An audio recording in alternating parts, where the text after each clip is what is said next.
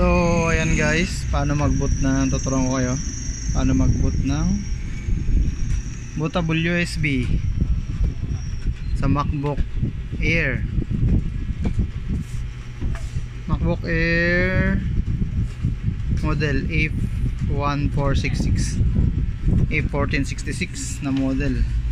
Ano nga ba mag-boot using bootable USB? Yan, syempre make sure na naka-shutdown yung maayos yung MacBook ninyo, MacBook Air. Then ito yung bootable USB ko. Yan. Ano nga ba yung pipindutin ninyo? Pag pindot nyo ng power, pipindutin nyo lang yung option button. Yan. Pag may nagawa na kayong bootable or may may bootable USB na kayo ng Mac or Mac, then pag pindot nyo ng power, yan, sabay pindot ng option key. Hold nyo lang yan, just hold the option key.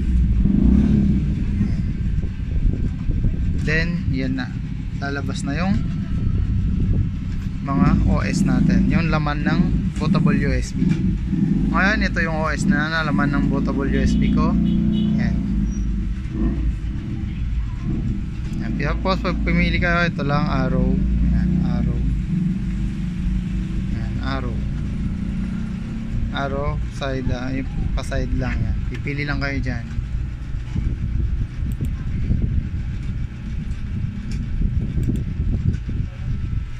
Yan.